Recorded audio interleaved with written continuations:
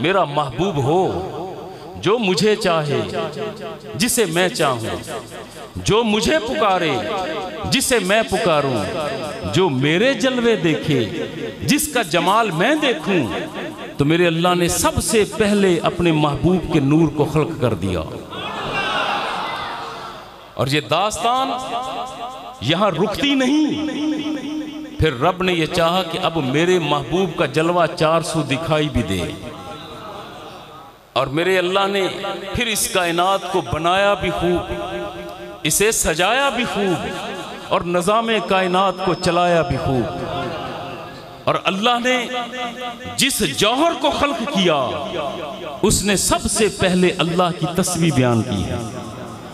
یسبح للہ ما فی السماوات و ما فی الارض، زمین اور آسمان کے درمیان جو کچھ ہے یہ اللہ کی تسبیح بیان کرتا ہے۔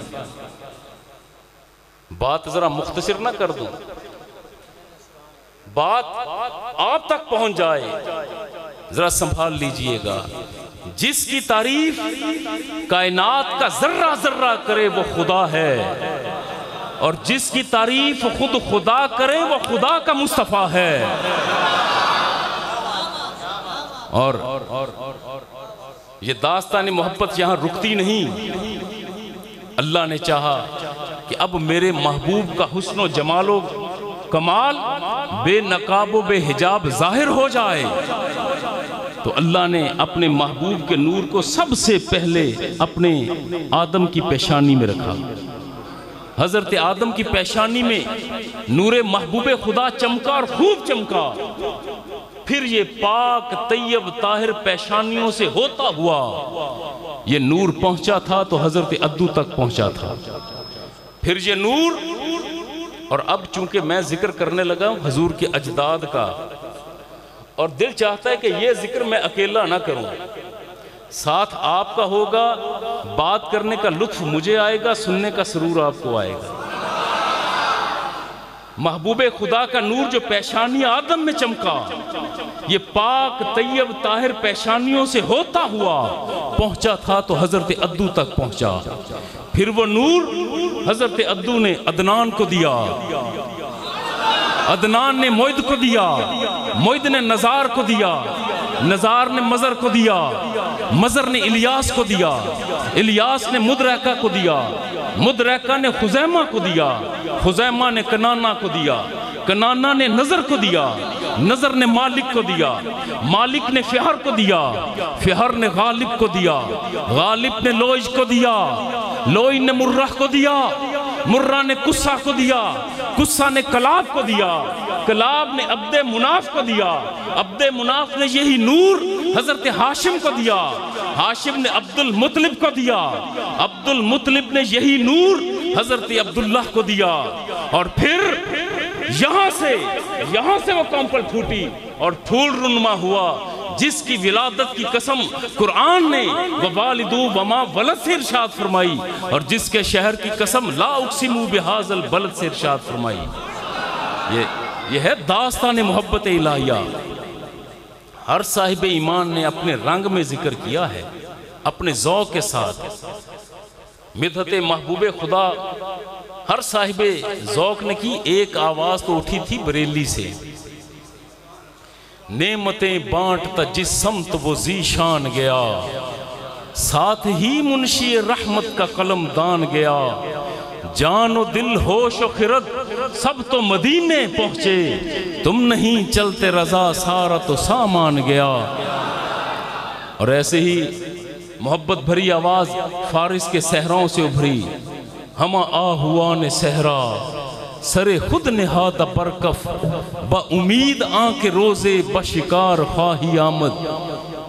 یا رسول اللہ، جنگل کے تمام غزال، جنگل کے تمام ہرن اپنے سروں کو اپنے ہاتھوں پہ لیے آپ کی آمد کے منتظر ہیں۔ یا رسول اللہ، وہ سوچ رہے ہیں کہ کبھی تو ہوگا کہ آپ کا گزر ان جنگلوں سے ہو۔ تو یا رسول اللہ، جب آپ کا گزر ان جنگلوں سے ہو تو پھر آپ کو تردد نہ کرنا پڑے، جنگل کے تمام غزال، جنگل کے تمام ہرن اپنے سروں کو اپنے ہاتھوں پہ لیے خود آپ کی بارگاہ میں حاضر ہو جائیں۔ اور جہاں عشق پیار محبت کی بات آتی ہے نا تو چشتی لاڑا چشتی دلہا حضرت سیدنا قطب الدین بختیار کاپی وہ بھی تشریف لے آتے ہیں. محبت کی بات کرتے ہوئے وہ ذکر کرتے ہیں گر یار من بے آید گر یار من بے آید جگر را کنم کباب سر را پیالہ سازم خون را کنم شراب تن را رباب سازم رگ ہائے تار تار ہر تار می بگوید اے یار یار یار.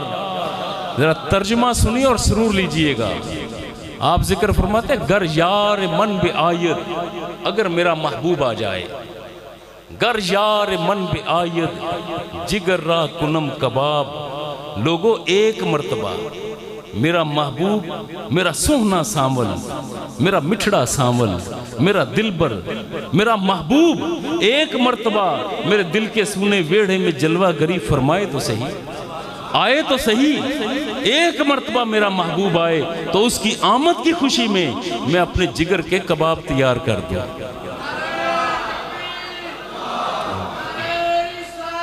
رسول اللہ مرحبا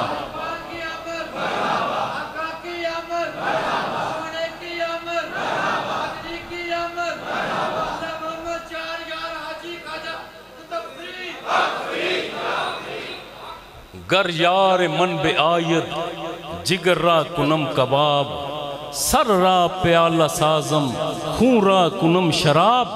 بات صرف جگر کے کباب تیار کرنے تک نہیں بلکہ ذکر کرتے ہیں کہ لوگوں میرا محبوب آئے تو صحیح ادھر جگر کے کباب تیار کروں ادھر سر کا پیالہ تیار کروں ادھر پورے خون کو بطور مشروب اس پیالے میں انڈیل دوں. بات یہاں روکی نہیں تن را رباب سازم رگ ہائے تار تار ہر تار می بگوید اے یار یار یار. ذکر کرتے ہیں دوستو میرا محبوب ایک مرتبہ میرے دل کے سونے ویڑھے میں جلوہ گری فرما دے ایک مرتبہ تشریف لے آئے. لوگوں میں تو جگر کے کباب تیار کر دوں سر کا پیالہ تیار کروں خون کو بطور مشروب اس پیالے میں اڈیل دوں. بات یہاں روکی نہیں بلکہ فرمایا یہ میرا سارا بدن یہ رباب بن جائے اور میرے بدن کی تمام رگیں اس رباب کی تاریں ہو جائیں. اور لوگوں پھر جس تار کو چھیڑ دیا جائے جس تار کو ہلا دیا جائے جس تار کو دبا دیا جائے آواز ایک ہی آئے او میرا یار او میرا پیار او میرا محبوب. بات ایک ہی آئے. ہر صاحب ایمان نے اپنے ذوق میں اپنے رنگ میں یہ ذکر کیا. اور تمام انبیاء اور رسول جتنے انبیاء اور رسول آئے ہیں ہر نبی نے رسول نے دو کام کیے ہیں. دو کام ہر نبی نے کیے. 1.25 لاکھ کے قریب انبیاء موجود ہیں. پہلا کام جو ہر نبی نے کیا وہ ہے اللہ کی الوہیت کا درس دینا رب کی ربوبیت کا بتایا اللہ رب العزت کے وحدہ لا شریک ہونے کا درس دیا ہر نبی نے. اور دوسرا جو ہر نبی نے کام کیا وہ ہے نبی آخر الزمان کا تذکرہ. اللہ کے آخری نبی کا ذکر ہر نبی نے کیا. ذہن میں سوال ابھرتا ہے بھئی یہ عجیب بات ہے ابھی مصطفیٰ تو آئے نہیں ابھی حضور کی جلوہ گری ہوئی نہیں ولادت و سعادت تو ہوئی نہیں تو آدم نے ذکر پہلے کیسے کر دیا نوح نے تذکرہ کیسے کیا شیس بات کیسے کرتے ہیں. سوال تو ذہن میں آتا ہے نا. تو ذہن میں جواب یہ آتا ہے کہ بھئی دو صورتحال ہو سکتی ہے. یا تو ان نبیوں نے اللہ کے محبوب کا ذکر کہیں پر سن رکھا ہوگا اس لیے ذکر کر دیا یا پھر اس کا جمال وہ نگاہوں میں سمو لیا ہوگا. اور درویش کہتے ہیں صوفیاء کہ بھئی ایک تیسرا پہلو بھی ہے. یہ بھی تو ہو سکتا ہے نا کہ بلکہ ہے یقیناً کہ انبیاء نے فقط سنا یا فقط دیکھا نہ ہو بلکہ نبیوں نے محبوب کبریا کا جمال دیکھا بھی ہو اور ذکر سنا بھی ہو. تو آج وہ منظر دیکھ نہ لے کہ وہ کون سا منظر تھا مقام تھا جہاں پر نبیوں نے دیکھا یہ ذکر سنا ذکر. یہ ہے عالم ارواح کا منظر. ابھی آدم علیہ السلام کو زمین پر بھیجا نہیں گیا تھا، آج سے لاکھوں سال پہلے کی بات، ابھی یہ کائنات پوری طرح وجود میں بھی نہیں آئی تھی کہ وہ مرحلہ کہ جب اللہ رب العزت نے کن فرمایا اور تمام اشیاء خلق ہونا شروع ہوئی. انما امرہ اذا اراد شیئا ان یقول لہ کن فیکون، وہ کن فرماتا ہے اور ہو جاتا ہے. اور وہ مرحلہ کہ جب رب نے کن فرمایا تو سب سے پہلے تمام اشیاء کی ارواح جو تھی نا وہ پہلے سے خلق ہو گئی. آپ کی روح بھی تھی، میری روح بھی، اور تمام روحوں کو رکھا تھا عالم ارواح میں. حضرت آدم صفی اللہ سے لے کر قیامت تک آنے والے آخری انسان کی روح وہ عالم ارواح میں موجود ہے، لا مقام میں موجود ہے. اور اللہ رب العزت نے عالم ارواح میں 2 جلسوں کا انعقاد فرمایا. ایک تھا جلسہ عام جس میں آپ کی روح بھی تھی، میری روح بھی تھی، تمام انسانوں کی ارواح موجود ہیں. اور وہ تھا جلسہ توحید جہاں پر رب نے سوال پوچھا الستُ بربکم قالوا بلا. یہ پوچھا تھا کیا میں تمہارا رب نہیں؟ تو تمام روحوں نے کہا تھا کیوں نہیں ہے پروردگار، تو ہمارا معبود ہے، ہمارا مسجود ہے، ہمارے رکوع اور سجود تیرے لیے، قیام اور تشہد تیرے لیے، چلنا پھرنا تیرے لیے. یہ تھا جلسہ عام جسے جلسہ توحید کہتے ہیں. اور ایک اسی عالم ارواح میں جلسہ ہوا تھا خاص، یہ تھا جلسہ خاص جس میں کسی عام بندے کو جانے کی جرت ہی نہ تھی، کسی عام بندے کو بلایا بھی نہیں گیا، فقط خواص موجود ہیں، انبیاء اور رسول موجود ہیں. اور وہ جلسہ، وہ اجتماع دراصل تھا میلاد کا اجتماع. میلاد کہتے ہیں کہ جہاں پر محبوب کبریا کا حسن و جمال و کمال کا ذکر ہو، مصطفیٰ کے ساتھ وفائے نبھانے کا عہد ہو، اسے میلاد کہتے ہیں. دوسرا جلسہ تھا جلسہ میلاد، انبیاء اور رسول موجود 1.25 لاکھ کے قریب. اور وہاں سے ایک روایت چلی عالم ارواح سے کہ جلسہ خاص جہاں پر میلاد کا جلسہ ہوتا ہے وہاں پر کسی عام بندے کو جانے کی جرت نہیں. اور وہی روایت تب سے چلی ہے آج تک اور قیامت تک کہ جہاں بھی دنیا میں جلسہ میلاد مصطفیٰ ہوگا وہاں پر کوئی عام بندہ جاتا ہی نہیں. وہاں پر آتے ہیں تو خواص آتے ہیں جنہیں بلا لیا جاتا ہے، جنہیں رب کی طرف سے اذن ہوتا ہے. تمام انبیاء اور رسول موجود، کسی کو معلوم نہیں کہ آج رب نے کیوں بلایا. یقیناً ایک دوسرے سے پوچھ رہے ہوں گے کہ آج رب نے کیوں اکٹھا کر لیا. کہ روایات ملتی ہیں کہ اتنے میں ایک تخت بلندی سے اتارا گیا، بلندی سے ایک تخت اتارا جا رہا ہے اور تمام انبیاء اور رسول ایڑیاں اٹھا اٹھا کر دیکھ رہے ہیں کہ اس تخت پر کون ہے، کون ہے جلوہ افروز. جو ہی یہ تخت قد آدم پر آیا، قریب آیا، تو انبیاء نے دیکھا کہ اس پر جلوہ افروز ہے تو ایک واللیل کی زلفوں والا، ما زاغ البصر کی آنکھوں والا، ید اللہ کے ہاتھ والا، حسن و جمال و کمال کی انتہاؤں پر فائز ذات. اور کہنے دیجئے کہ یقیناً میرے رب نے پھر تعارف یوں کروایا ہوگا، اے انبیاء اور رسول دیکھ رہے ہو اسے، یہ ہے میرا محبوب جس کے لیے کائنات کو بنایا گیا، جس کے لیے کائنات کو سجایا گیا، جس کے لیے نظام کائنات کو چلایا گیا. اور میرے اللہ نے تمام نبیوں سے ایک عہد لیا تھا، وعدہ لیا کہ جب تم اس کا زمانہ پاؤ تو اس کی اعانت کرو گے.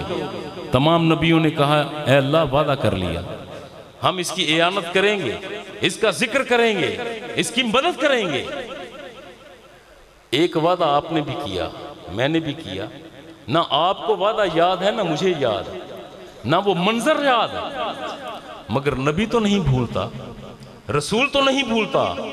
آدم علیہ السلام کو جب عالم دنیا میں بھیجا تو انہیں وعدہ یاد ہے، ذکر کرتے ہیں نبی آخر الزماں کا. شیس کو بھیجا تو وعدہ یاد، ذکر کیا نبی آخر الزماں کا.